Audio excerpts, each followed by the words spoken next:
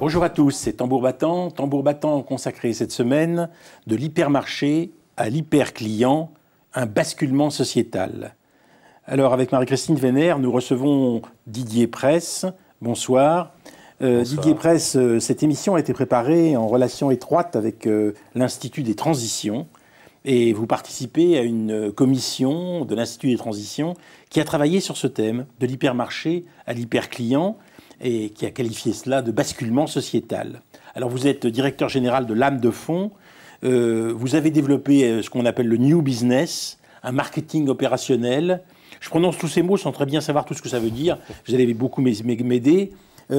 L'expertise digitale, puisque bien sûr tout ça s'appuie sur le numérique. Et ce qu'on peut dire, c'est qu'aujourd'hui, hautement compétitif, lieu d'excellence et de performance, le commerce a connu depuis 60 ans des transformations énormes. Des transformations qui ont porté des dynamiques économiques et, vous le dites, aussi modifié en profondeur les mentalités et les usages les plus quotidiens. Alors, la première question que j'aimerais vous poser, c'est quand on regarde cette histoire de la distribution française, évidemment, tout le monde a en tête le fait que Carrefour a inventé l'hypermarché en 1963 et que le grand magasin en libre service et en périphérie, ça a été une transformation sociétale. Grand parking, d'une certaine façon, tout est sous le même toit, tous les instruments de consommation. Et en fait, des milliers de références de produits alimentaires français qu'on pouvait voir sur place. Alors vous dites que tout cela a évolué. Je me suis posé la question de savoir si ça avait évolué à ce point grâce au numérique. C'est vrai que sur le numérique, on peut consulter une série de produits et les choisir peut-être chez soi, et ensuite éventuellement aller les chercher dans le supermarché. Mais qu'est-ce qui a vraiment changé? Pas grand-chose, non? Alors, il y a quand même beaucoup de choses qui ont changé, même si, évidemment, le commerce est très vieux et très ancien. Et au fond, commercer, ça continue à être proposer les meilleurs produits au meilleur endroit, au meilleur prix à des clients, à des consommateurs qui viennent pour en bénéficier. Ce qui a quand même beaucoup changé, c'est que la première logique dans les années 60, en 1963, c'est une logique d'abord centrée sur le produit. Il s'agit de fournir le maximum de produits aux gens qui ont besoin de les trouver tous ensemble, et puis des produits très différents, aussi bien du meuble que des produits alimentaires, de la boucherie que des produits secs d'épicerie. Ce qui a quand même beaucoup changé aujourd'hui, c'est que, naturellement, on a accès à une offre, soit en allant dans un point de vente physique, soit en utilisant tout simplement son ordinateur portable et en allant sur un site de e-commerce, ou comme on dit en France, de drive, même si le mot paraît anglais. Drive, ça veut dire qu'on va avec sa voiture et qu'on se fait livrer les marchandises directement à sa voiture. Pas tout à fait. En fait, drive, ça veut dire qu'on fait ses courses sur Internet, et que le lendemain ou 2 jours après, on va avec sa voiture dans un point de retrait pour récupérer la marchandise. Le drive, ce n'est pas se faire livrer les produits. Ça, c'est la livraison à domicile, qui est une autre partie du e-commerce en général. Est-ce que je peux vous interrompre? Oui. Parce que précisément, moi, ça me surprend qu'il y ait cette chose médiane, c'est-à-dire entre le fait de faire ses courses et le fait de se faire livrer. On va sur Internet, mais malgré tout, on prend la peine de se déplacer dans un lieu qui n'est peut-être pas l'hyper où on serait allé acheter, mais enfin quand même, on prend sa voiture, il faut la garer, tout ça pour récupérer des biens qu'on aurait pu se faire livrer ou alors qu'on aurait pu aller acheter directement. Oui. Quel est l'intérêt? Mais en fait, simplement, alors il y a des logiques très différentes. La logique du drive, qui, ça ne vous aura pas échappé d'ailleurs, ne concerne finalement pas tellement Paris, Paris intramuros. C'est une logique où vous allez la veille, vous avez fait vos courses sur Internet, ensuite vous allez au travail, et le soir, entre votre lieu de travail et votre domicile, eh bien vous vous arrêtez. Alors je vous rassure, on ne fait pas beaucoup la queue pour se garer dans les points de vente de retrait drive, parce que les bornes sont assez facilement accessibles, et en fait on ne perd pas de temps du tout. Donc on ne voit pas la marchandise soi-même, Oui. on ne voit que sur Internet son nom. Moi, si vous voulez, si j'achète des tomates, je préfère être sûr que de voir les tomates et qu'elles aient un bon aspect. Mais je vais acheter celles qui ont un bon aspect et pas celles qui ont un mauvais. C'est très intéressant. On sera à 50 mètres des tomates en allant les chercher déjà emballées dans un sac. Alors c'est très intéressant parce que effectivement, d'abord, le premier point, c'est que les produits frais sont plutôt des produits qui ne sont pas prédominants dans les courses drive.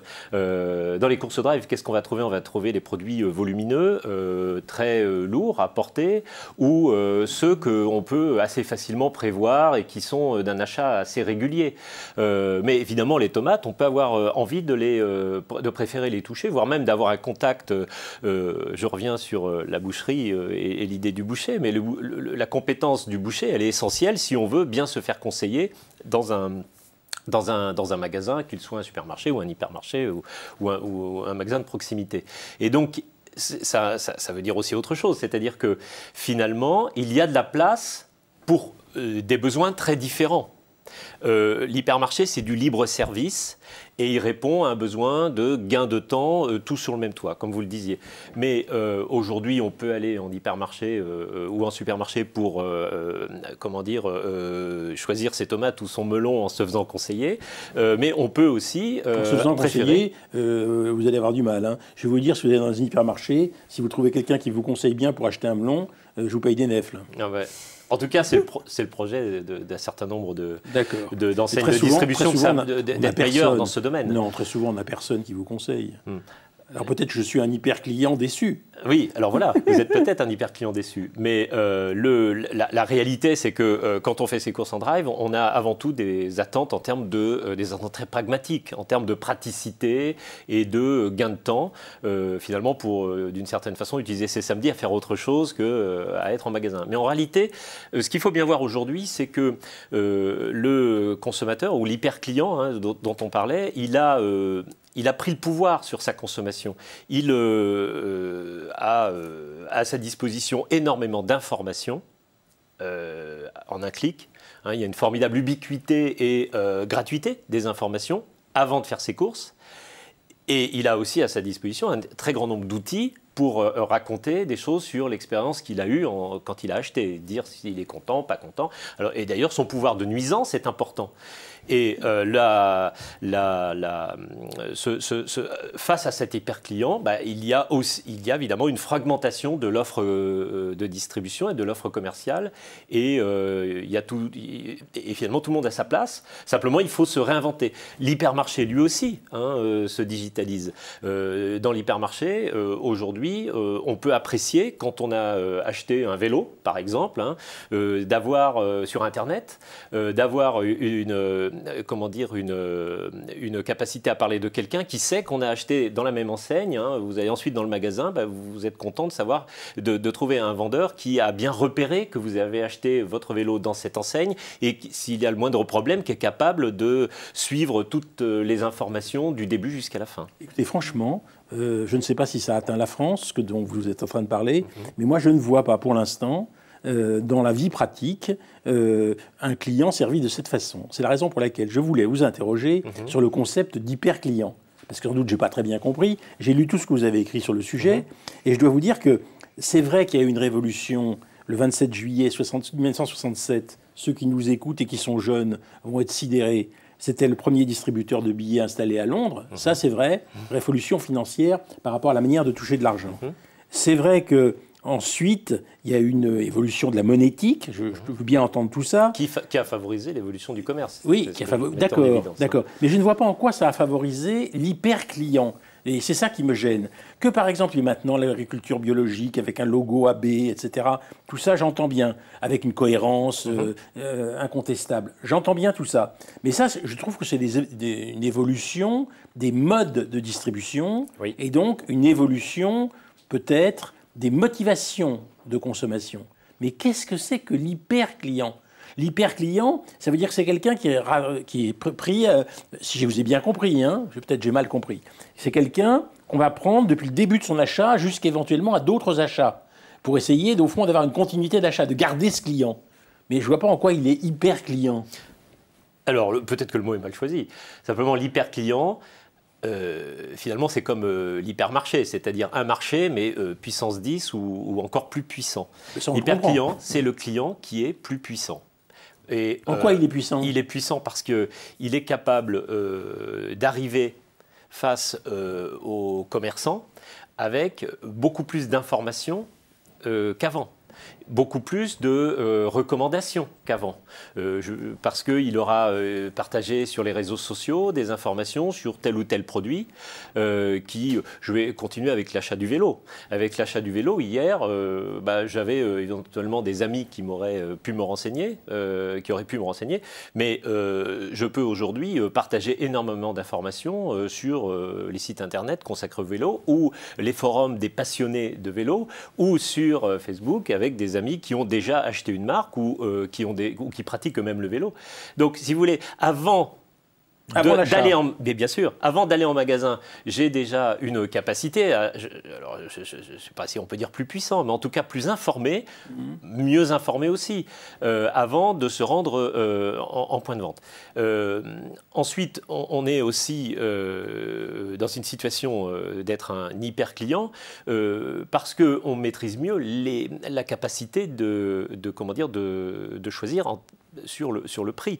Pour être très très concret, quand vous habitez une ville où il y a 3 ou 4 magasins, disons une ville moyenne où il y a une offre commerciale raisonnable, mais qui n'est pas surdéveloppée, bien vous, d'une certaine façon, sauf à prendre votre voiture et à faire 100 km, vous êtes face à une offre à un certain prix.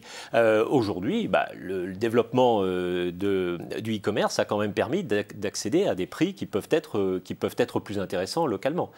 Et ensuite, il y a, et c'est le dernier point de l'hyper-client, c'est le point de qu'est-ce qui se passe après.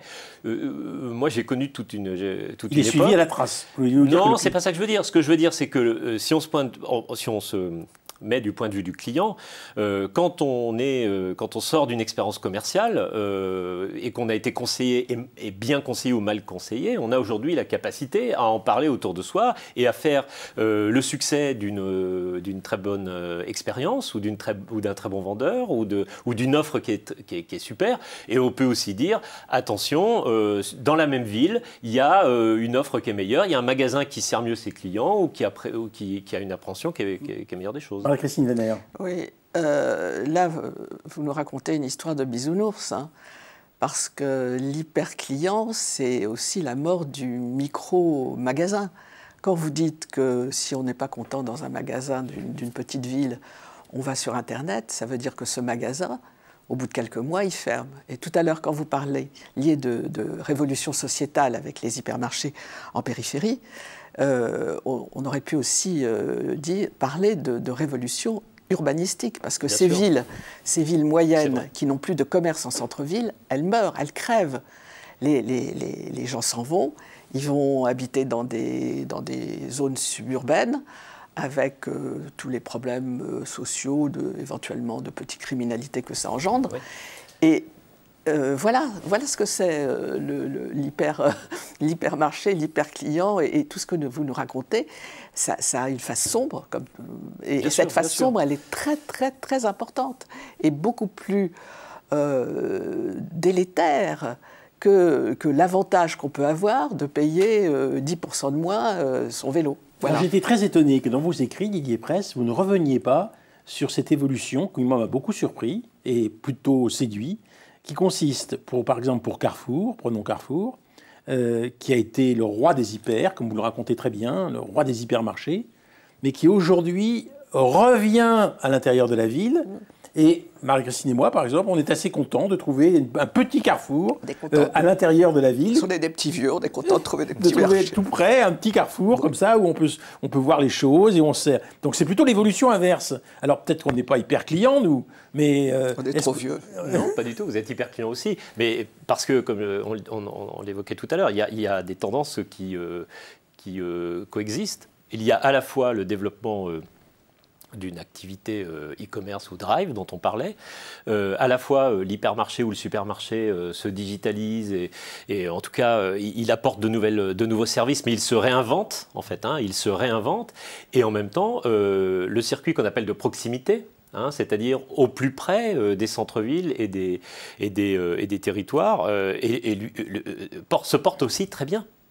Et on voit même des enseignes, je prends un exemple, mais Franprix, qui est une enseigne plutôt parisienne, a réinventé véritablement, totalement son métier il y a quelques mois et l'a fait en apportant un certain nombre de services qui sont différents, de snacking, en développant d'autres offres. Si vous voulez, le point clé, c'est que le commerce, à la fois détermine des nouveaux usages, mais en même temps, et c'est ça qu'il faut bien comprendre, c'est qu'il s'adapte, et son rôle, c'est de s'adapter en permanence. Moi, je suis sensible à ce que vous dites, et bien entendu, ce que vous dites quand, à un moment donné, les centres-villes se dévitalisent. Il se trouve que j'étais, il n'y a pas très très longtemps, à Brioude, hein, une ville de à peu près 5000 habitants, et dans lequel il y a effectivement un centre-ville ce qui m'a frappé, c'est qu'il ne ressemblait plus à celui de mon enfance, si vous voulez. En même temps, le e-commerce apporte aussi des services à des gens qui n'avaient peut-être pas accès à autant de choix qu'auparavant. Alors, ce que je veux dire, c'est que ce qui se passe aujourd'hui, hein, c'est qu'on a en fait d'un côté un besoin, je le redisais, mais un besoin d'information et un besoin d'achat de produits. Et en fait, les deux sont découplés. On peut aller chercher des informations sur Internet et ensuite aller acheter en magasin. On peut aussi aller en magasin et ensuite acheter un produit sur Internet. Ce qui se passe aux États-Unis est intéressant, c'est qu'on voit aujourd'hui de plus en plus des gens comme Amazon, enfin des gros donc, du e-commerce, et qui ouvrent des points de vente, et qui sont des points de vente dans lesquels il y a une véritable expérience, qui n'ont plus seulement pour objectif de vendre dans les quatre murs du magasin. Parce qu'en fait, ce qu'ont compris aujourd'hui ces gens-là, c'est que le magasin n'est pas du tout mort. Il va continuer, simplement, il va muter, il va évoluer. Les besoins de proximité, alors évidemment, après la forme peut être différente entre le petit commerce indépendant et la forme franchisée ou succursaliste. Hein. Là, on a des formes de petits commerces qui sont extrêmement différents. Mais moi, je crois que dans tous les cas, le fait de toucher les produits, d'avoir une relation avec le client, ou pour nous, clients, avec le commerçant, ça restera absolument fondamental. Je dirais même ça va être de plus en plus important. Vous qui avez l'expérience de ce qu'on appelle le new business, j'aimerais que vous nous disiez qu'est-ce qu'il y a derrière cette idée de récupérer les données du client. J'entends bien qu'on peut lui faire de la pub. On peut lui faire de la pub, on peut lui envoyer de façon numérique toutes sortes d'offres. Mais finalement, en quoi on va le fidéliser? Moi, vous savez, ça m'arrive très souvent de recevoir par Internet des séries d'offres qui ne m'intéressent absolument pas. Des gens se sont complètement gourés et ils m'envoient des trucs qui n'ont aucun rapport avec ce que je suis et avec ce que j'achète. Donc j'ai toujours l'impression que le fait de récupérer ces données, qui est si important pour les grosses boîtes du numérique, c'est pas toujours intelligemment conduit. Alors, on peut toujours l'améliorer, bien sûr, et puis certainement qu'on en est d'ailleurs au balbutiement hein, de cette récupération des données. Alors, bon, d'abord, il vous aura pas échappé... J'avais compris que c'était ça, l'hyperclient. Alors, c'est une des parties de l'hyperclient, c'est de dire que finalement, le client... Alors, ce qui se passe, c'est que le client aujourd'hui, en fait, dès qu'il est sur Internet, dès qu'il est surtout avec son smartphone, ou dès qu'il est en magasin, il laisse des traces. Ces traces sont celles de la navigation qu'il a faite, sont celles de ce qui se passe via les réseaux sociaux, évidemment, hein, donc les posts, les reviews, enfin, donc les commentaires qu'il met sur son expérience, sur sa vie, sur ce qu'il veut faire. Et puis, bien entendu, si vous êtes, comme beaucoup de Français, vous avez une carte de fidélité, eh bien en fait, le distributeur, le commerçant, il sait quand même un certain nombre de choses de vous, au moins ce que vous avez acheté, avec quelle fréquence, quelle régularité, les produits que vous avez aussi abandonnés dans leur achat. Mais la RGPD est passée par là. Voilà, absolument. Merci. Mais il faut expliquer ce que c'est la RGPD. C'est une manière, au fond, de suivre les données de chacun. Ah non, pas du tout. Et qui est aujourd'hui interdite. Oui, c'est le règlement général sur la protection des données. La protection des données, et aujourd'hui, c'est interdit. C'est-à-dire qu'on a vidé, on a vidé toutes les données qui existaient préalablement, et maintenant elles vont se reconstituer. Donc c'est. Oui. Alors après, ce qui est certain, c'est que il est important pour les marques. Le métier de commerçant, c'est d'abord un métier de rapport de confiance. Il n'y a pas de commerce sans confiance. Et la confiance, à l'heure où toute trace que vous laissez sur Internet ou sur les réseaux sociaux, finalement, vous n'êtes pas tout à fait certain de l'utilisation qui en est faite et des conditions dans lesquelles elle est utilisée, ça pose un problème. Donc si on peut rétablir la confiance de ce point de vue, ça serait bien. Après, les choses sont complexes à 2 niveaux. La première, c'est que cet amas de données, il peut aussi servir à une chose absolument fondamentale et qui n'était pas présent ou très peu présent dans l'hypermarché de 1963, c'est la personnalisation accrue de l'expérience de chacun. Et c'est vrai que moi particulièrement, je préfère avoir des offres promotionnelles ou des informations ou de l'information en général ou même des publicités qui sont plutôt liées à mes besoins, à mes attentes et ne pas me retrouver inondé de publicité. C'est aussi ça la personnalisation. Et cette personnalisation, elle peut être aussi, enfin, elle n'est pas nocive. Elle est aussi quelque chose qui peut être, au fond, une amélioration de l'usage que je fais y compris même dans l'alimentation. Si j'ai besoin d'apprendre à cuisiner, je suis assez satisfait d'avoir des propositions qui me sont faites et qui vont être de plus en plus en affinité, comme on dit, avec mes attentes, mes besoins. Voilà, donc on est dans quelque chose qui peut être fécond. Après, le deuxième point qu'il faut bien avoir en tête, c'est que les distributeurs avaient aujourd'hui, grosso modo, la connaissance des programmes qui sont liés à leur carte de fidélité. Mais en face d'eux, ils ont des monstres, et plutôt anglo-saxons, plutôt américains, les fameux GAFA, qui eux ont d'autres types d'informations. Et dans ces GAFA, il y a par exemple Amazon. Donc on voit qu'il y a aussi une guerre, entre guillemets, commerciale sur l'utilisation de ces données pour que le consommateur, à la fin, soit plus satisfait. Mais je peux. Mais où est l'aventure dans tout ça? Où est la découverte? Où est le petit chemin de traverse?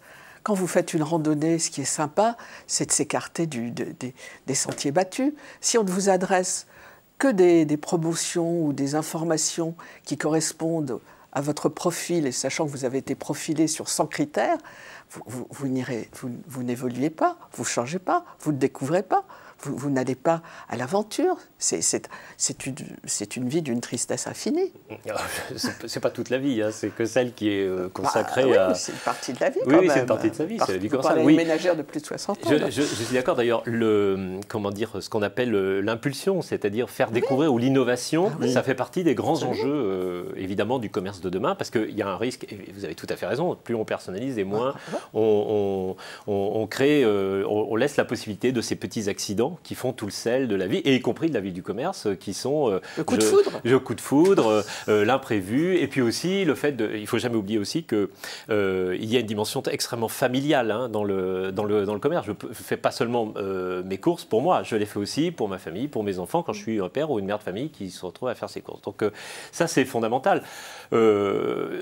Il y a beaucoup de choses, il y aurait beaucoup de choses à dire là-dessus. Ce qui est certain, c'est qu'il faut inventer ce sujet-là. Nous, on accompagne beaucoup de nos clients sur un sujet, par exemple, qui est le merchandising online. C'est un sujet où parce que très clairement, sur les fameux sites internet de e-commerce alimentaire, Drive, il y a un grand sujet qui est que l'innovation a du mal à trouver sa place, l'imprévu a du mal à trouver sa place. En fait, on est tous d'accord pour dire que c'est pas satisfaisant, parce que à la fois du point de vue consommateur, mais du point de vue des marques, elles ont envie de surprendre. Alors c'est quoi et d'apporter du désir. Merchandising online, c'est quoi? C'est la façon dont on améliore le parcours, le parcours d'achat. Ou le parcours de l'internaute entre le premier contact qu'il a, qui est assez souvent avec la home page, donc avec la page d'accueil en fait du site, et jusqu'au moment où il est satisfait parce qu'il était bien livré. Ça passe par le fait de trouver les bons libellés pour que les choses soient le plus claires possible, le plus simple possible, le plus adapté et en adéquation avec comment dire, les mots inconscients qu'il aurait lui-même donnés aux rubriques de son site, mais ça passe aussi par le fait de proposer de façon adéquate des offres nouvelles. Ça passe par le fait de faire, par exemple, ce qu'on appelle du cross-merchandising. Très simplement, vous achetez un produit, bien au lieu de devoir faire 4 ou 5 pages pour trouver son complément, entre des yaourts et des céréales ou entre des produits qui sont vraiment tout à fait complémentaires dans un usage, eh bien, on puisse faire en sorte que les produits soient les uns à côté des autres, ou en tout cas que ça soit le plus fluide possible. Parce que il n'y a pas de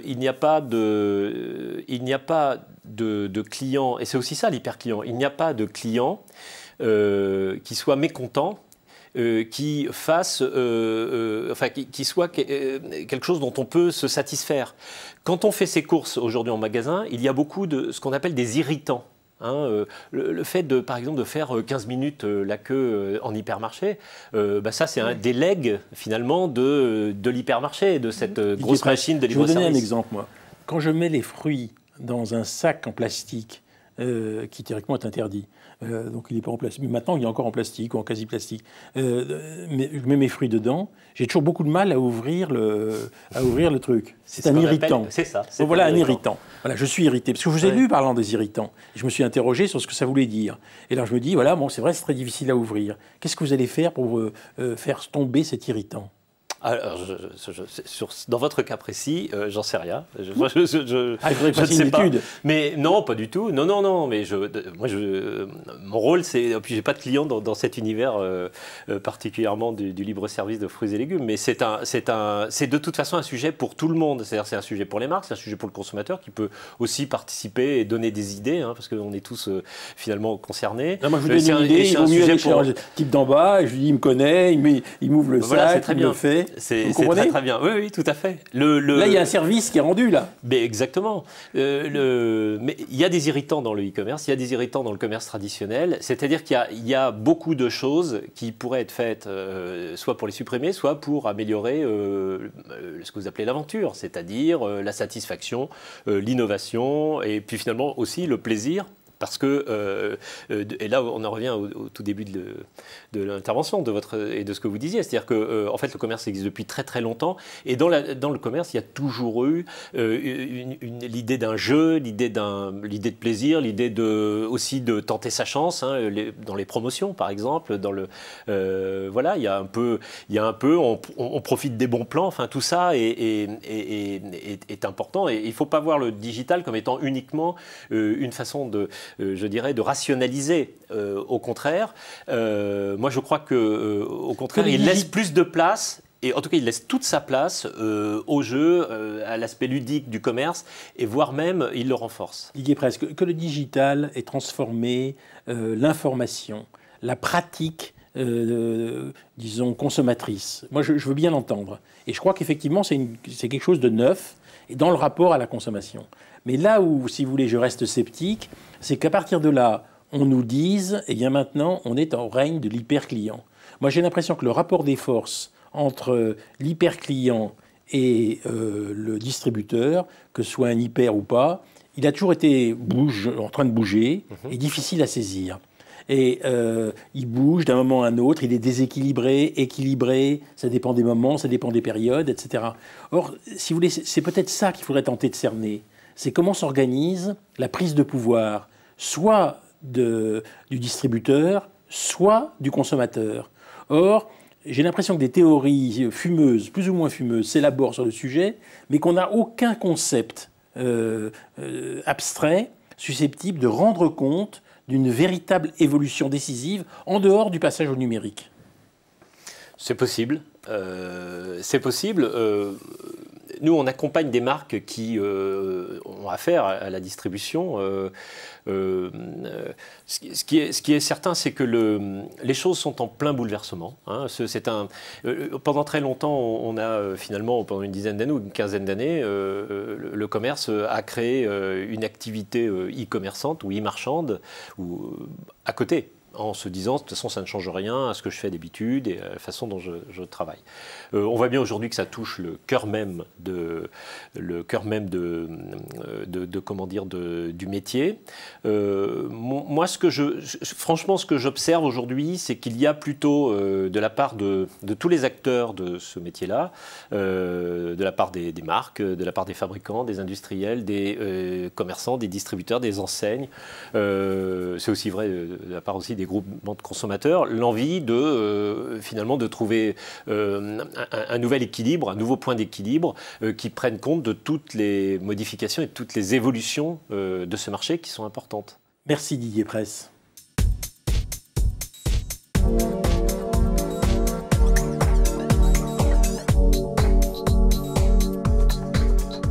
De l'hypermarché à l'hyperclient, un basculement sociétal. Sur le grill, deuxième partie, nous avons Cyril Zimmermann, vous êtes fondateur et PDG de Adux, qui est un leader européen de la publicité digitale. Et vous avez fondé aussi IP, qui s'occupe de paiement électronique. Et puis, vous intervenez dans de nombreuses startups du numérique. Et vous présidez Axel, qui est une association pour l'économie numérique, avec 150 grandes entreprises qui agissent ensemble pour accélérer la transformation digitale. En face de vous, David Deloirin, bonsoir. Bonsoir. Vous êtes DG de Advalo, fondateur d'Advalo, et au fond, vous vous intéressez au métier d'un marketing individuel, si j'ai bien compris. Alors, bon, bien sûr, il y a de nouvelles armes avec le digital, dont se saisissent les gens qui s'occupent de la distribution. Il y a un marketing individualisé, dont vous parlez tous les deux. Mais je voudrais essayer de commencer à comprendre d'abord comment on essaye de déterminer ce qu'on doit savoir de chaque consommateur. C'est-à-dire comment le numérique vous aide à comprendre les choses sans, je dirais, les banaliser. Est-ce qu'il n'y a pas un risque qu'on croit qu'on connaît ce consommateur alors qu'on ne fait qu'additionner des données qui se répètent? David Deloirin. Alors, c'était en effet une excellente question. L'idée, c'est effectivement, juste pour revenir un petit peu sur la mise en perspective, pourquoi on cherche à créer cette individualisation, c'est qu'on veut sortir d'un marketing de masse qui aujourd'hui est extrêmement intrusif, extrêmement polluant. Je ne sais pas, mais je pense que vous recevez une centaine d'emails par semaine qui sont des emails promotionnels. Dès que vous passez sur un site internet, vous retrouvez les produits que vous avez regardés sur un ensemble, un univers de sites qui n'ont rien à voir avec le site sur lequel vous étiez allé initialement. Et ça, le consommateur, concrètement, n'en veut plus.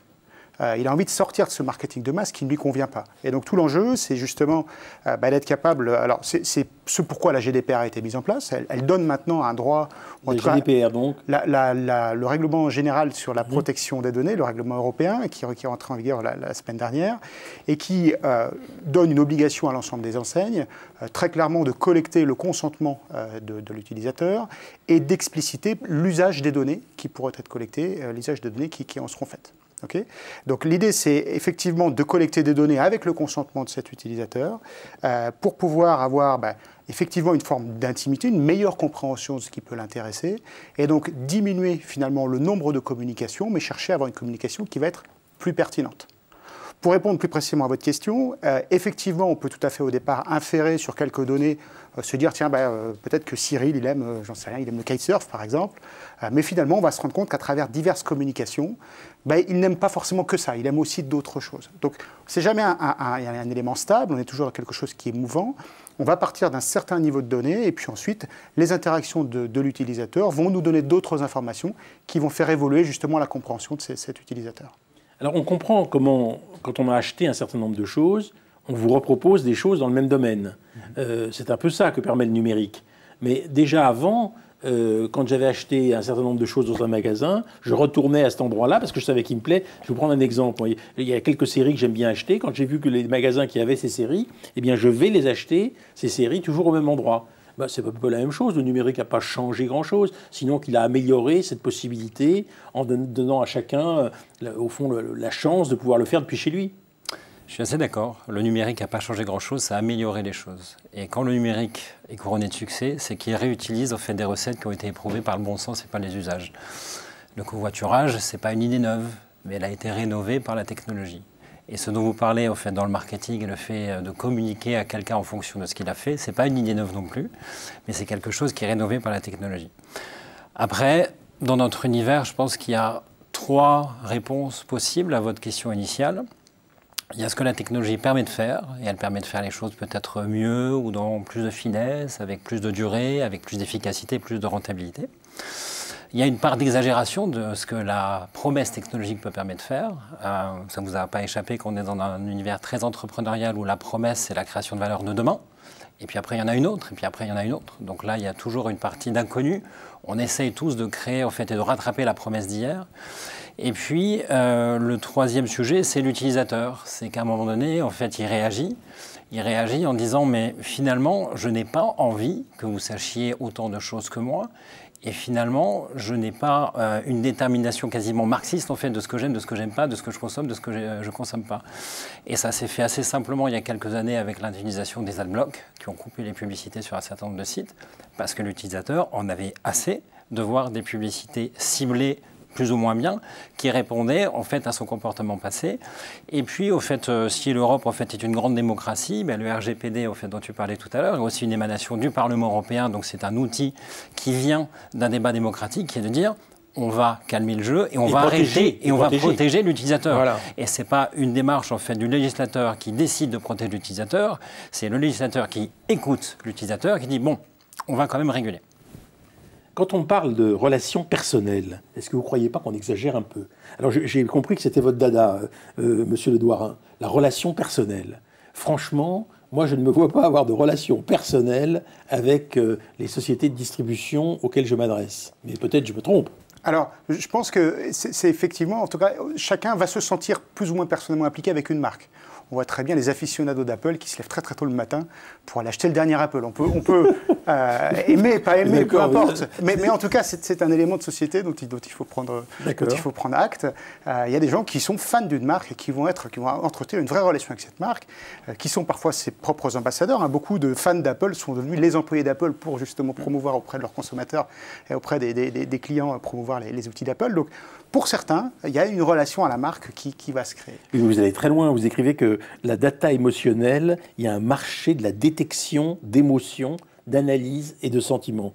C'est un peu fort quand même. Alors c'est effectivement un petit peu fort encore aujourd'hui. L'idée c'est plus on en sait, plus on en comprend sur un consommateur, plus on va chercher à être fin. Je vais vous donner un exemple très concret qu'on voit dans le monde physique. Tu disais que finalement on tire aussi parti de ce qui a été fait et ce qui fonctionne bien dans le monde physique. Par exemple, aujourd'hui vous rentrez dans un magasin que vous ne connaissez pas, vous passez 5 minutes à regarder des articles, un vendeur vient vous voir. La première chose que vous faites, c'est vous dites non merci, je regarde. Oui, c'est exactement. C'est ce qu'on appelle le temps du lèche-vitrine. Okay, donc voilà, je regarde, merci, j'ai pas envie qu'on vienne m'alpaguer ou qu'on vienne discuter avec moi. Bien vu. En revanche, si je trouve un article et que cet article me plaît et que je souhaite l'essayer, peut-être que je vais essayer une veste mais que j'ai pas de chemise, je suis en t-shirt ce jour-là, je suis bien content qu'un vendeur finalement vienne me proposer une chemise qui va me permettre d'essayer la veste et de me faire une conviction sur cette veste-là. Et ça, c'est finalement ce qu'il faut chercher à reproduire à travers dans le monde du digital. C'est de se dire, est-ce que cet individu qui est en face de moi, qui est en train de naviguer, est-ce qu'il est ce qu'on appelle, nous, dans un moment relationnel, il fait du lèche-vitrine, ou est-ce qu'il a envie d'acheter, est-ce qu'il est dans un moment transactionnel, et donc à ce moment-là, je vais lui proposer peut-être de réserver le produit pour qu'il puisse aller laisser dans un magasin à proximité, je vais lui indiquer les stocks, je vais lui indiquer les détails, etc., etc. Donc il faut effectivement maintenant s'adapter, c'est plus le temps où l'enseigne poussait des produits, c'est plutôt le consommateur qui va nous permettre, si on cherche à bien le comprendre, d'adapter, de dire, s'il fait juste regarder, je vais peut-être lui proposer de lui raconter l'histoire de ma marque, par exemple. Mais par contre, s'il s'intéresse à quelque chose, je vais lui proposer du service, de la réservation, ce qu'on appelle du personal shopper, c'est-à-dire vraiment l'accompagner dans son acte d'achat.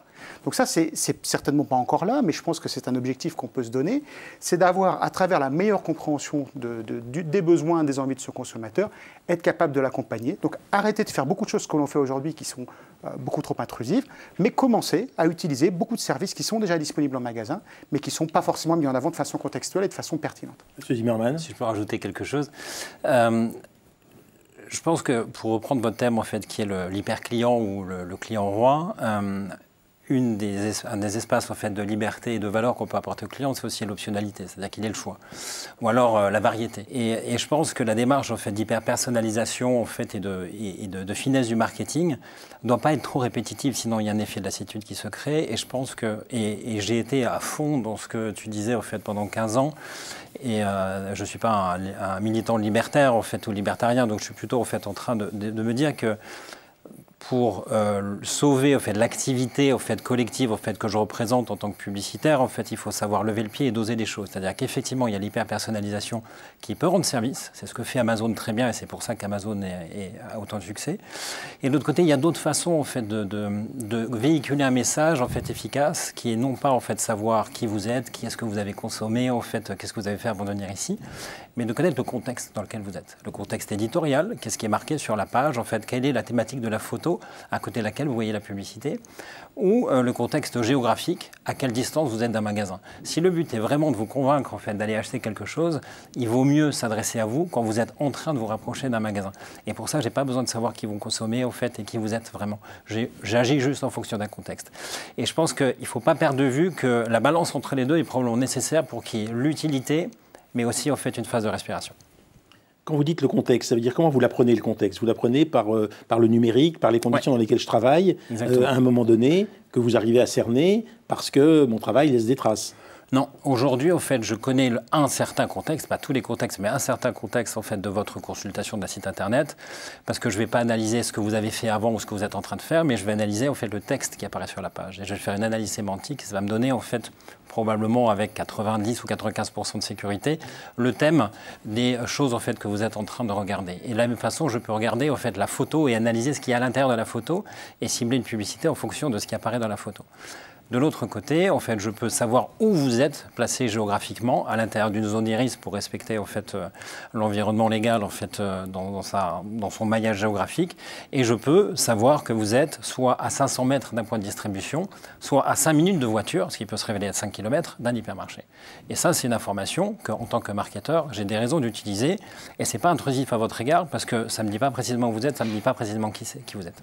J'ai cru comprendre que vous vouliez abolir la frontière entre la communication online et la communication offline, c'est-à-dire avec ce qui se passe dans le magasin lui-même, et que vous vouliez au fond que ça marche, qu'il n'y ait pas de frontière entre les deux, non? J'ai bien compris? En tout cas, ce qui est important, c'est que, vu du consommateur, il a une interaction qui est continue. Qu'il soit sur son portable ou qu'il rentre avec son portable dans le magasin, il est, lui, en interaction avec la même marque, que ce soit sur le site Internet ou dans l'espace physique. Donc toute cette idée, c'est de conserver une vision de ce consommateur qui permette justement de l'accompagner dans l'ensemble de son parcours. Je vous donne un exemple. Si vous êtes allé regarder un produit sur Internet, vous allez vous rendre en magasin pour acheter ce produit-là, et fort probablement encore aujourd'hui, vous allez retrouver des publicités du même produit que vous venez d'acheter. Donc c'est à la fois contre-productif pour la marque, c'est extrêmement agaçant. Et puis en plus, c'est un produit que vous venez d'acheter, donc de toute façon, il n'y a aucune raison, il n'y a aucune efficacité puisque vous ne l'achèterez plus. Donc aujourd'hui, ça tient au fait qu'il y ait des silos, c'est-à-dire qu'il y a d'une part l'e-commerce qui a été construit quelque part dans un coin, le magasin qui est construit d'autre part, et donc il n'y a pas de communication. Ce qu'attend le consommateur, lui, c'est d'avoir justement qu'on le comprenne sur l'ensemble de son parcours, c'est-à-dire sur ce qu'il fait sur le digital, mais aussi sur ce qu'il va faire en magasin.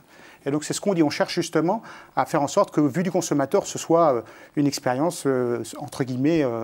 complète. Complète, exactement. C'est-à-dire on croise le web, et le magasin. Et on croise certaines données magasins qui auront été données par l'utilisateur au moment de son achat, exactement.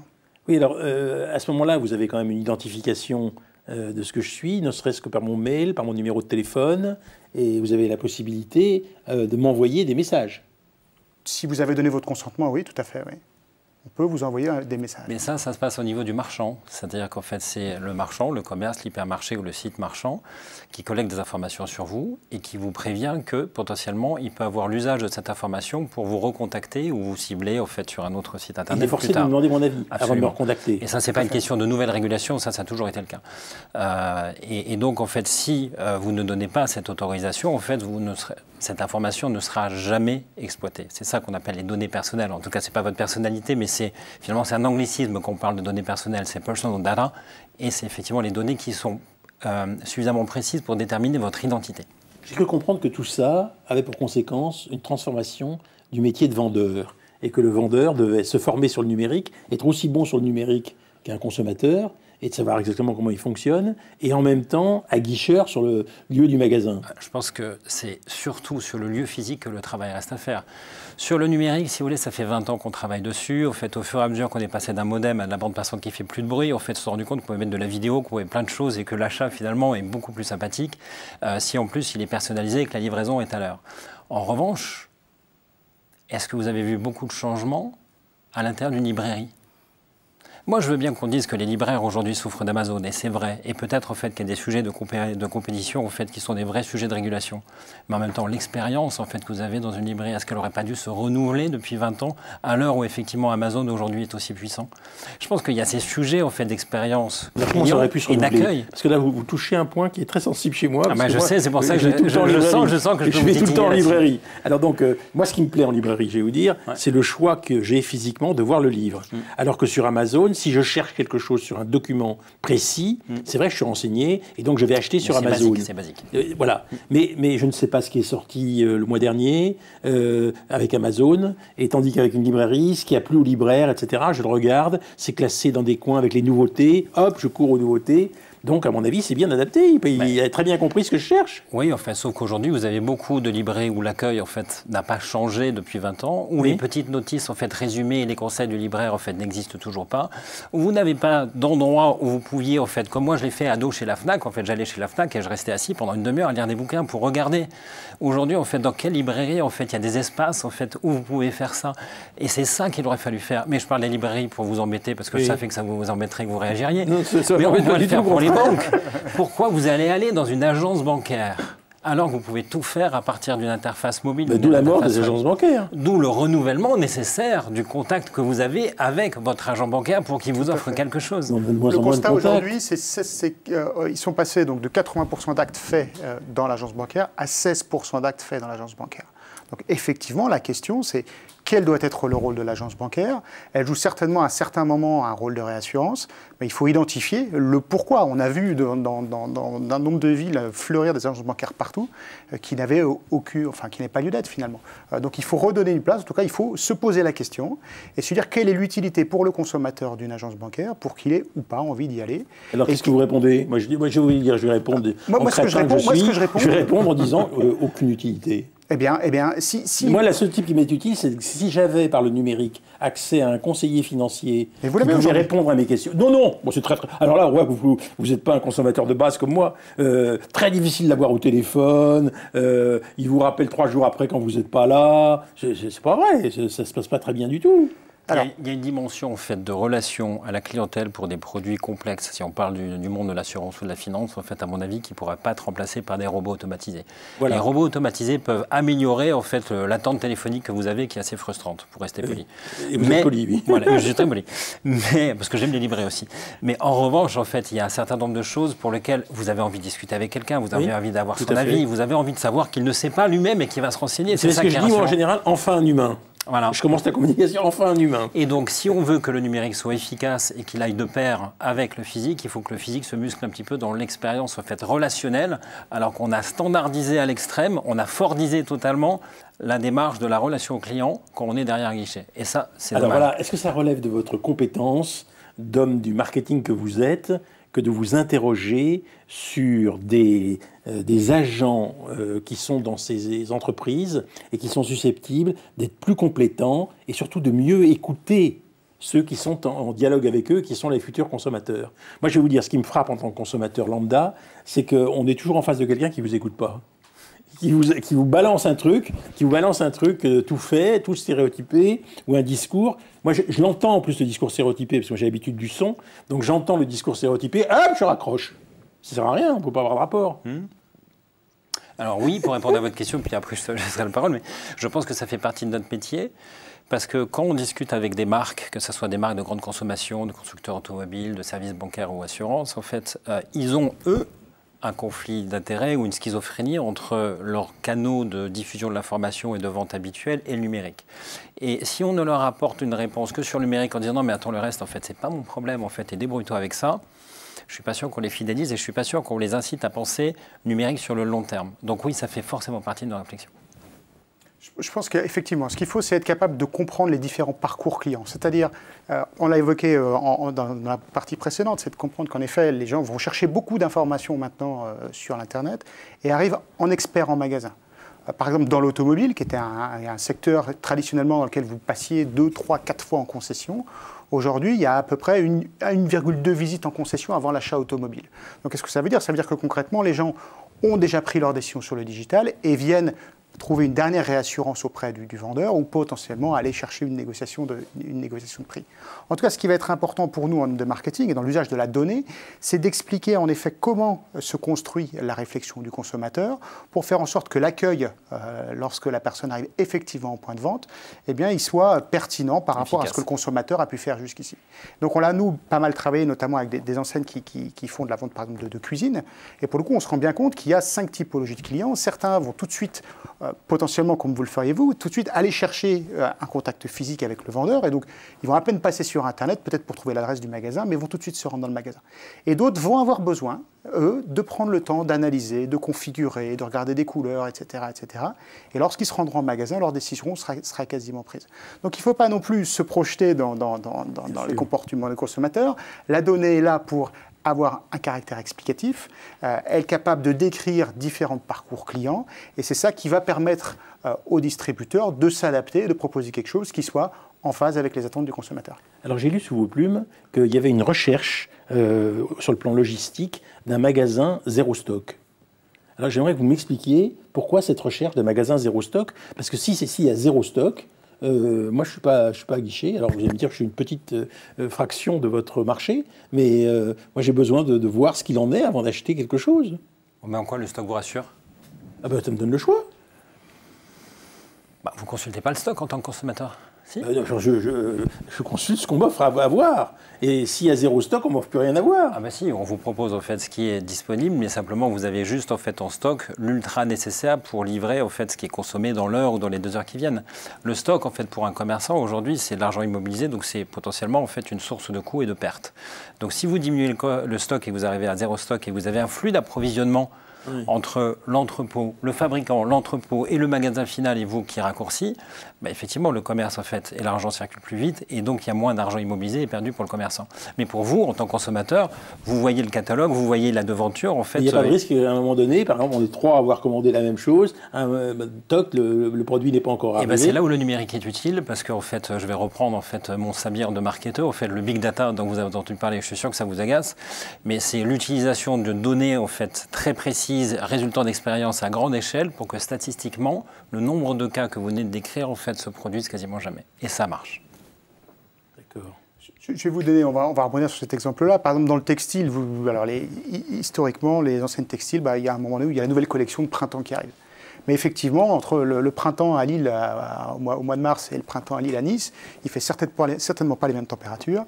Et donc, il n'y a certainement pas les mêmes envies des consommateurs. Peut-être qu'à Nice, on va avoir un petit haut à bretelles et qu'à Lille, on portera peut-être encore quelque chose d'un petit peu plus chaud.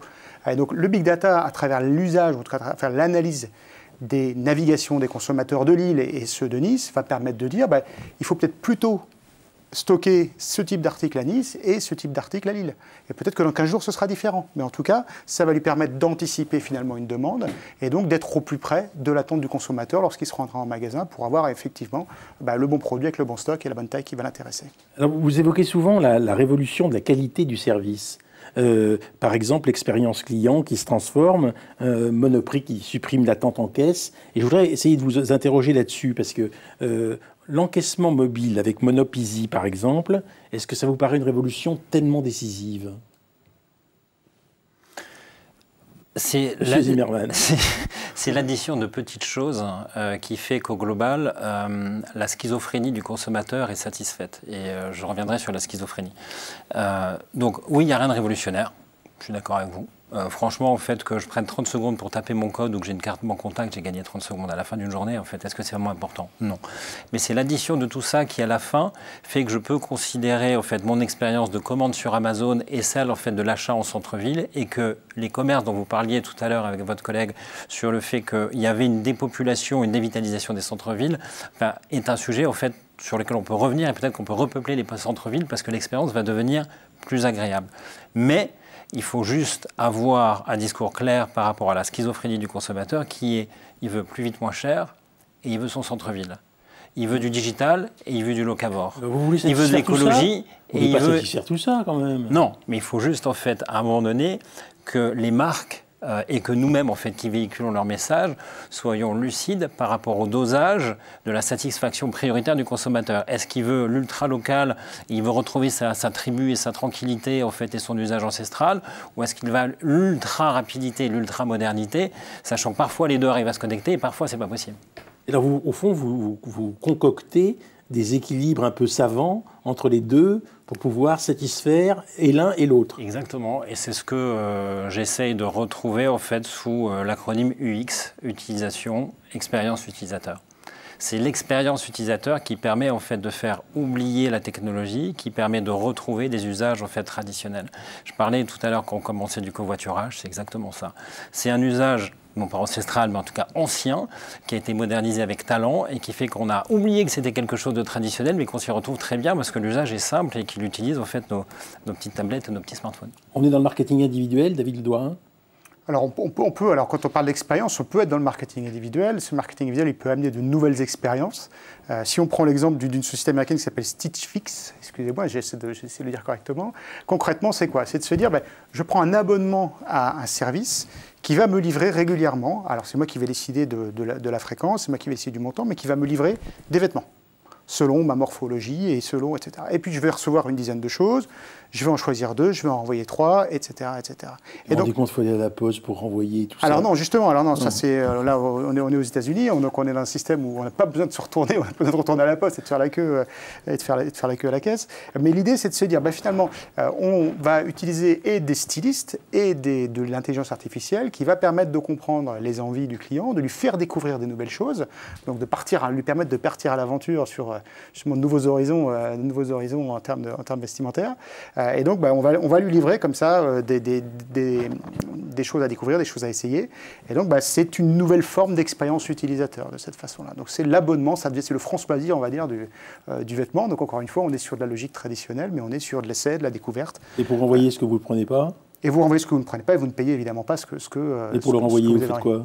Vous le remettez concrètement dans un relais colis ou dans n'importe quoi, n'importe quel outil de proximité aujourd'hui qui vous permet de renvoyer un colis en quelques minutes. Encore faut-il que le relais colis soit facilement accessible. Ah oui, vous parlez de proximité. N'importe quel magasin aujourd'hui devient un relais colis. Voilà, n'importe quel pressing aujourd'hui est un relais colis. Ça fait partie de sa rentabilité en fait de son magasin.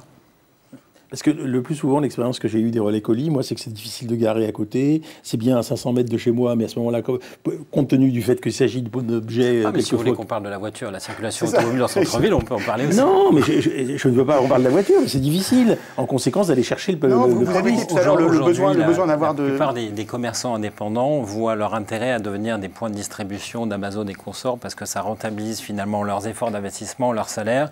Ils vendent à la fois des produits qu'ils distribuent eux-mêmes et ils servent de points colis et de points de contact avec des marchands qui sont distants.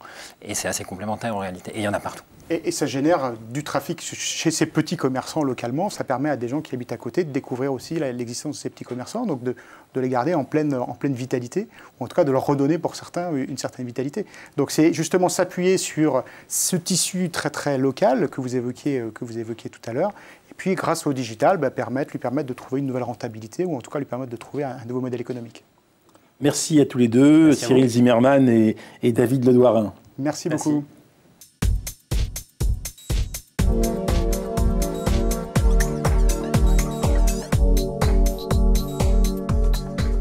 De l'hypermarché à l'hyperclient, un basculement sociétal. Notre grand témoin est François Watin. Bonsoir. Bonsoir. François Watin, avec Marie-Christine Venner, nous recevons le professeur de sociologie à Paris-Ouest Nanterre que vous êtes. Vous êtes sociologue du travail, vous avez travaillé sur le travail, c'est-à-dire le travail, activité productive et ordre social. C'est un livre que vous aviez publié aux presses de Paris-Ouest. Et puis un livre chez Albin Michel qui s'appelait L'Espérance Monde, essai sur l'idée de progrès à l'heure de la mondialisation. Et puis d'autres livres collectifs dont je parlerai au cours de notre discussion qui m'ont particulièrement intéressé. Alors je voudrais commencer par la question du progrès. Est-ce que vous qui avez travaillé sur le progrès, est-ce que vous avez l'impression que depuis l'hypermarché jusqu'à l'hyper-client, avec tout ce qui a été dit au cours de cette émission, il y a progrès? Non, je n'emploierai pas le mot progrès pour des questions, je dirais, aussi triviales. C'est-à-dire, bon, la notion de progrès, on peut la prendre à deux niveaux. On peut la prendre effectivement à un niveau, je dirais, indicé, hein, c'est-à-dire on peut comprendre effectivement sous un certain registre en quoi une technique apporte des améliorations par rapport à d'autres, hein, comme je l'évoquais en aparté tout à l'heure. On voit par exemple que l'hypermarché a pu constituer un progrès sous un certain nombre de registres par rapport à un certain nombre de problèmes, éventuellement au contraire une régression sur d'autres, ça on peut le regarder. Bon, ça c'est un premier niveau. Bon. Et puis on peut prendre la notion de progrès dans un sens beaucoup plus général, qui est celle issue des Lumières, hein, les fameux textes de Condorcet, de Turgot, et cette tradition-là, et ça c'était le sens de cet ouvrage, c'est-à-dire d'essayer de regarder le monde vu du côté de l'espérance dans un contexte où on a beaucoup de discours qui tournent autour du déclin. Mais voilà, mais je ne ferai pas l'articulation directe entre ces deux niveaux. Est-ce que vous n'avez pas l'impression que tous ces publicitaires sans du tout dévaloriser ce qu'ils font. Tous ces publicitaires, au fond, récupèrent la notion de progrès pour nous laisser croire que le fait qu'on gagne du temps sur l'hypermarché, c'est pas toujours d'ailleurs certain, mais enfin pour nous laisser croire qu'on gagne du temps, et à partir de là, veuillent nous laisser penser qu'il y a progrès. Ce sont des vendeurs de rêves. Bon, c'est leur boulot, hein. C'est le travail du commerce depuis l'origine des temps. Maintenant, pour autant, je ne suis pas dans un discours qui tournerait autour de la manipulation, hein. C'est-à-dire que ils sont en permanence en train, je dirais, d'accrocher le client avec leurs rêves. Ils sont intelligents, hein. Ce que je veux dire, c'est que ça marche ou ça ne marche pas. Je veux dire, ça marche. Oui, mais très vite, ce qui ne marche pas, ils le retirent parce qu'ils sont très malins, ils se rendent compte que... C'est ce que je voulais vous dire, c'est que ça marche quand, malgré tout, ça rencontre des besoins sociaux. Voilà. Donc, il y a un peu une tradition qui consisterait à dénoncer le capitalisme qui créerait les besoins, qui arriverait à pousser les gens de façon totalement artificielle. Je n'adopterai pas cette posture, c'est-à-dire qu'effectivement, quand ça marche, c'est quand ça répond d'une certaine manière à des aspirations, ce qui ne veut pas dire qu'elles sont éternelles, qu'elles ne sont pas contradictoires, etc. Mais oui, Est-ce que le nerf de la guerre n'est pas le temps ? C'est-à-dire que le consommateur doit passer du temps pour savoir ce qu'il achète. Alors maintenant, il le passe aussi sur Internet. Et finalement, est-ce qu'on n'a pas, au fond, un jeu qui fait que finalement, on ne gagne pas tellement de temps par rapport à autrefois, on n'en perd peut-être pas non plus beaucoup, et donc il y a seulement une nouvelle distribution du temps du consommateur, et au fond, on nous vend ça comme une révolution. Oui, mais j'entendais tout à l'heure vos invités parler du drive. Je ne suis pas convaincu, effectivement, a priori, que vous fassiez plus vite vos courses sur Internet que dans les rayons du supermarché. Donc le gain de temps me paraît pas évident. Et si c'est ça qui est en cause, je ne suis pas sûr que cela marche. Donc il faut regarder les conditions qui font que telle ou telle technique ou tel instrument commercial seront adoptés ou pas. Globalement, oui, je veux dire, c'est toujours très très difficile de raisonner en ces termes-là, parce que vous avez le panier de biens lui-même a changé, donc calculer le temps qu'on consacre à l'activité d'achat, c'est pas indépendant non plus de la taille du panier de biens.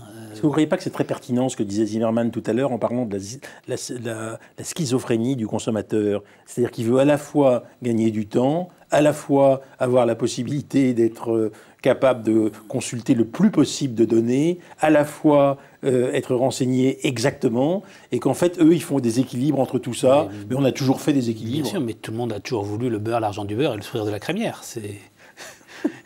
Et les commerciaux et les marchandiseurs sont là pour vous offrir tout ça, oui, bien sûr. Marie-Christine Denner.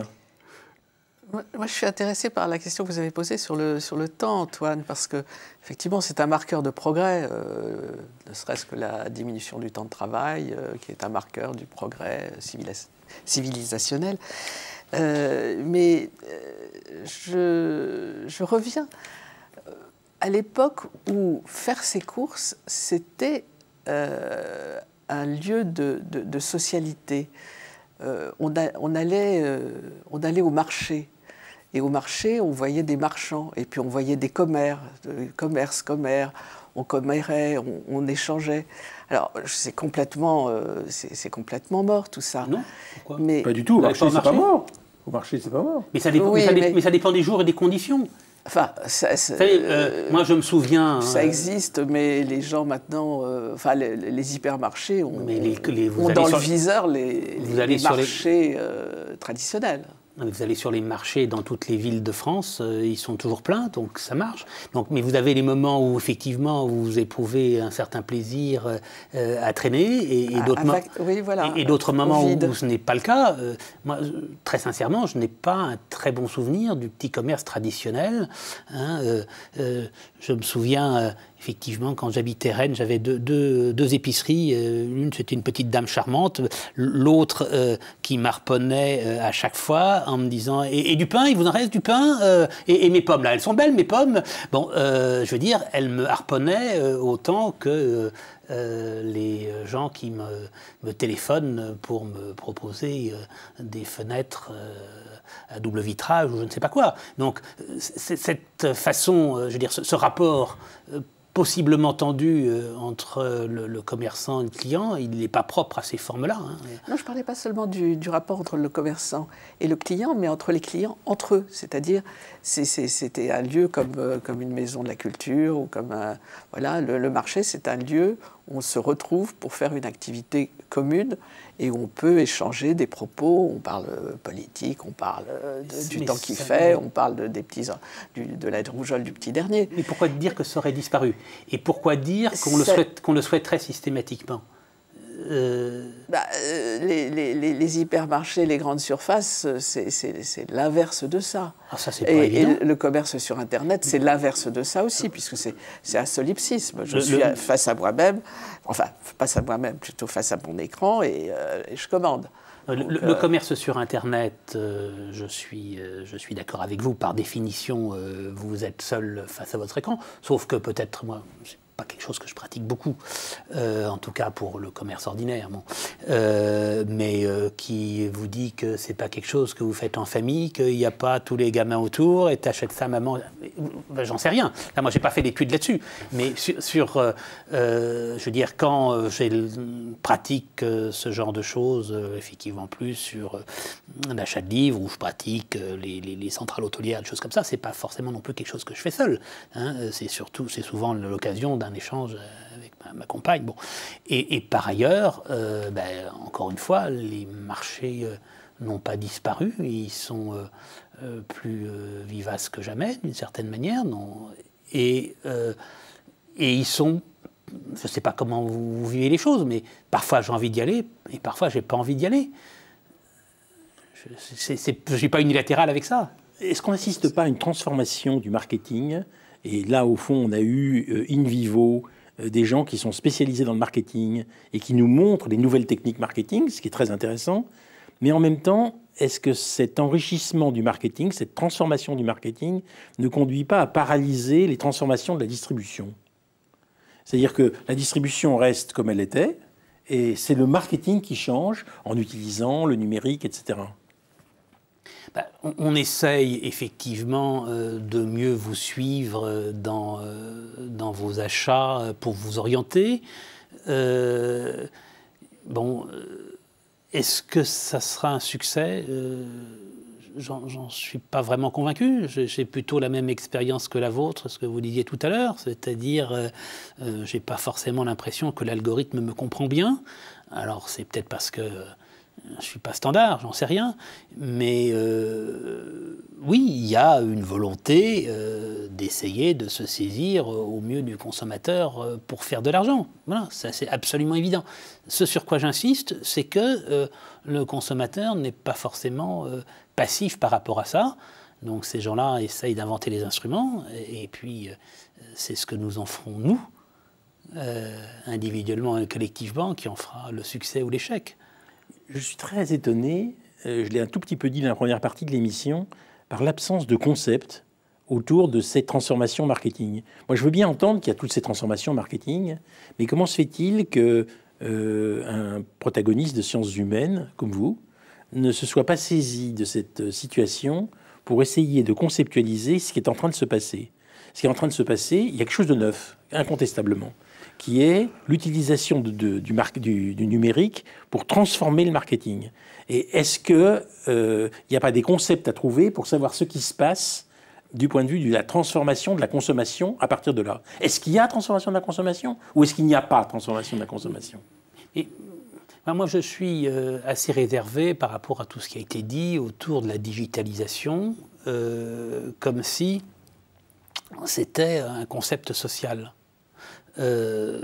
C'est un instrument technique de production et de circulation de l'information qui, à bien des égards, se substitue à des instruments qui existaient auparavant. On a insisté tout à l'heure sur la façon dont les gens préparaient éventuellement leurs achats en allant consulter les sites sur Internet. Bon, très bien. Il y a très longtemps qu'un grand magasin comme la Fnac s'était fait la spécialisation de mettre en place des dispositifs comme ça de soutien aux consommateurs pour le choix de son appareil photo, avec des choses qui pouvaient être plus ou moins techniques. Les pages que vous trouvez sur Internet, elles ne sont pas fondamentalement différentes de celles que vous pouviez trouver sur un support comme ça. Et je remonte plus loin, ce qui me permet de répondre un peu à votre question sur le fait de savoir si les gens ont travaillé là-dessus ou pas, mais ça correspond, j'ai dirigé un traité de sociologie économique avec notamment un article de mon collègue Lucien Carpi, qui a beaucoup travaillé autour de ces questions-là, en s'intéressant par exemple à l'histoire du guide Michelin, dans ce qu'on appelle, en jargon, les marchés à prescripteurs. Le guide Michelin, qui est né avec le tourisme automobile, a fourni aussi ce type d'instrument pour choisir son hôtel, son restaurant, etc. Donc, tout ça n'est pas nouveau entre ce qui se fait sur le moment et ce qui peut se préparer plus ou moins en amont. C'est pas nouveau. Et puis je voulais rappeler, le e-commerce, on a l'air de considérer que c'est une découverte radicale. Il y a quelque chose qui a eu un très grand succès pendant des décennies et qui a disparu avant de reparaître sous cette forme-là. C'est ce qu'on appelle la vente par correspondance. Qui, pour toute une série de produits, a été un instrument majeur, permettant justement, notamment, c'est équivalent à des choses qu'on évoque aujourd'hui, permettant massivement à des populations résidant dans les zones isolées d'avoir accès à une variété de produits auxquels n'aurait pas pu avoir accès avec une boutique de voisinage. Donc voilà, vous vous souvenez des grands catalogues de Manu France, de la Redoute, de tout ce que vous voulez, qui ont été des instruments commerciaux extraordinaires. Évidemment. Voilà, où c'est pareil, il y avait un temps de préparation considérable, on consultait les feuilles les unes après les autres avant de passer une commande. François Watin, à vous entendre poser la question du basculement sociétal que serait l'hypermarché et l'hyper-client, c'est un peu exagéré, quoi. C'est vraiment...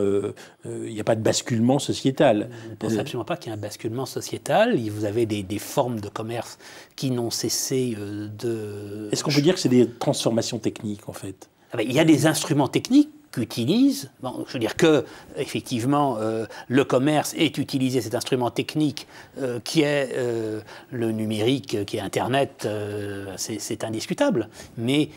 pour remplir une fonction qui est une fonction extrêmement ancienne dans l'histoire de l'humanité et sur laquelle on peut trouver des équivalents avec d'autres types d'instruments techniques.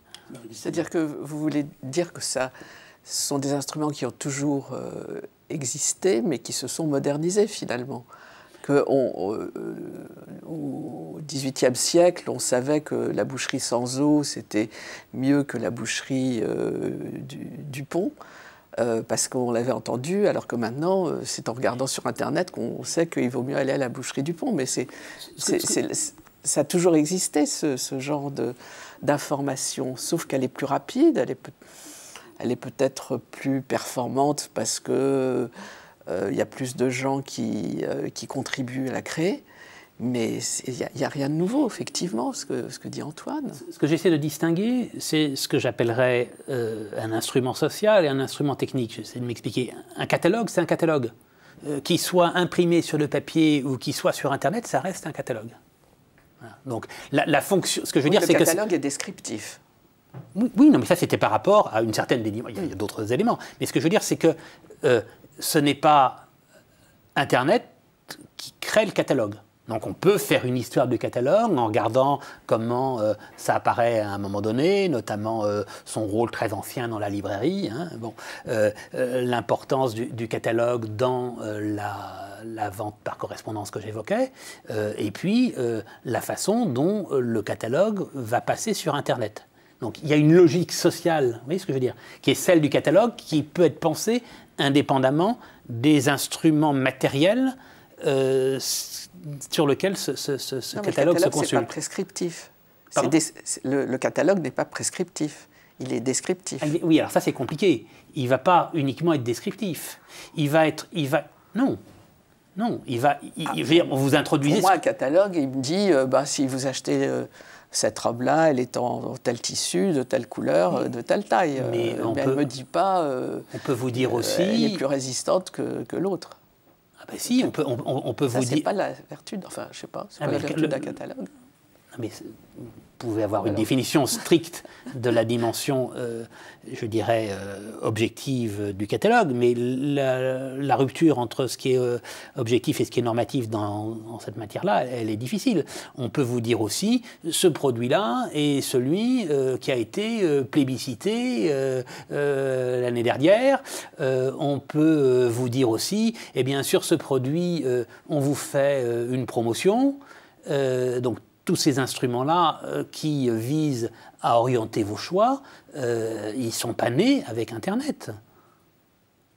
Oui.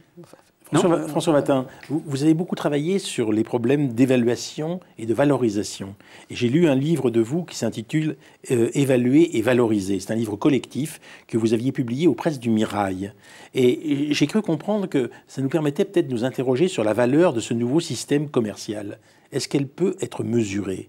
C'est-à-dire, quels sont, au fond, les critères que nous avons pour savoir si ces nouvelles techniques marketing transforment et les conditions d'achat et la satisfaction du client. Alors vous allez me dire, le publicitaire me dirait, on a les sondages qui vont nous renseigner.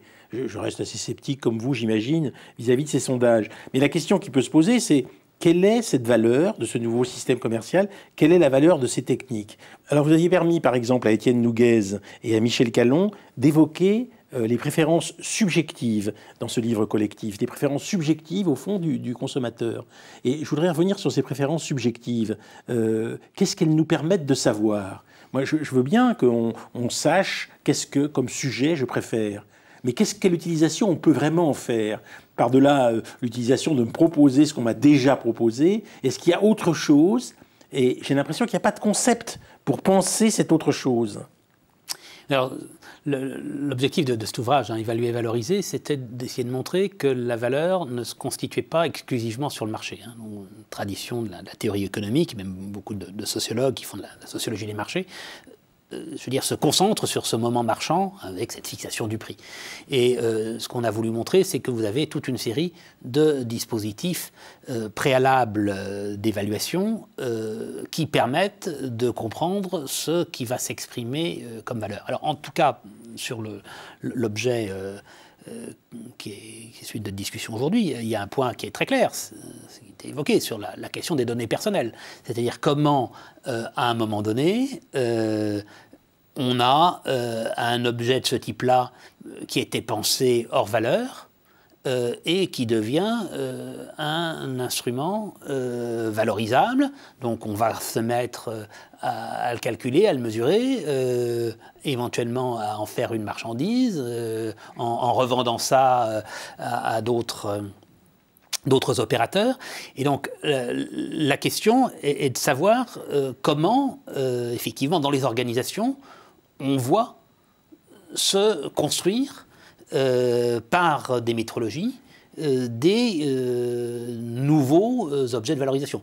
J'ai un étudiant qui a fait participation au jury sur la plainte dans les organisations, qui a travaillé sur 2 grandes entreprises pour montrer comment les plaintes reçues, que ce soit internes ou externes, deviennent des objets qu'on valorise. Donc pour regarder ça, il faut regarder effectivement quels sont les dispositifs pratiques par lesquels ce type d'objet est saisi et peut conduire à la construction de valeur.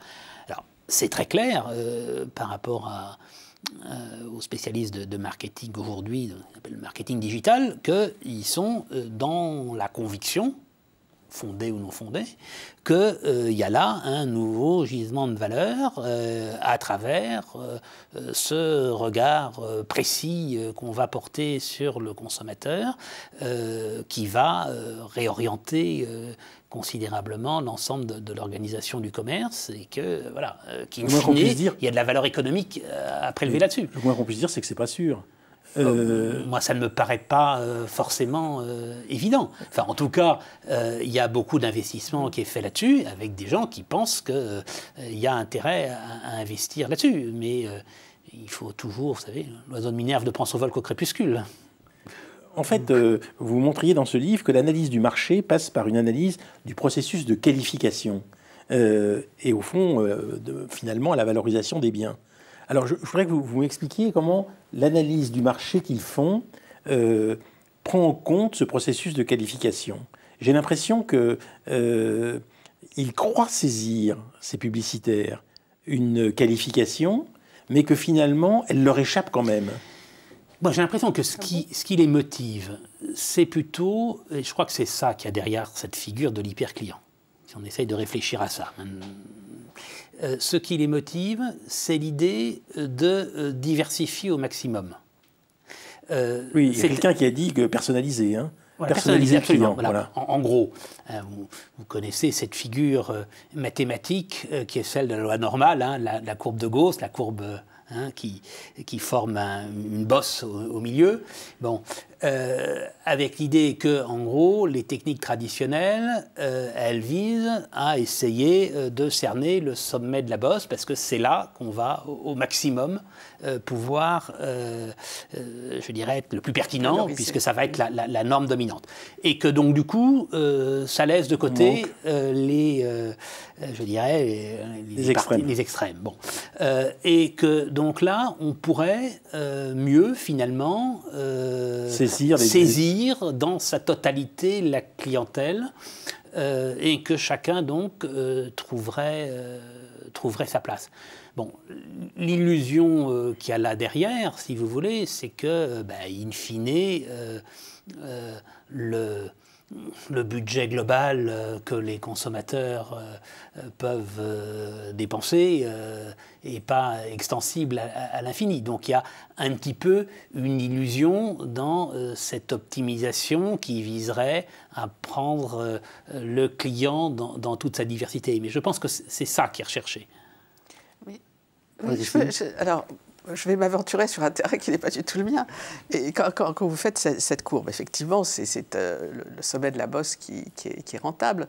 Mais ce sont peut-être précisément les gens qui sont sur les bords du chapeau, qui ne sont pas mainstream, pour utiliser le langage des publicitaires, qui sont ceux qui vont être innovants. Et c'est à eux qu'il faudrait s'intéresser, parce que évidemment, si tout le monde va vers le chapeau il va baisser, enfin la taille du chapeau va baisser, tout le monde, alors que les petits qui sont tout seuls, ils vont augmenter. C'est ça que je...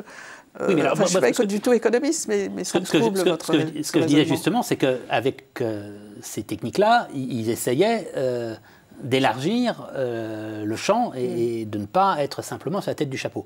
Maintenant, par rapport à ça, par contre, c'est ce qu'ils font depuis très longtemps. Pourquoi s'intéresse-t-on au CSP+, dans le marketing?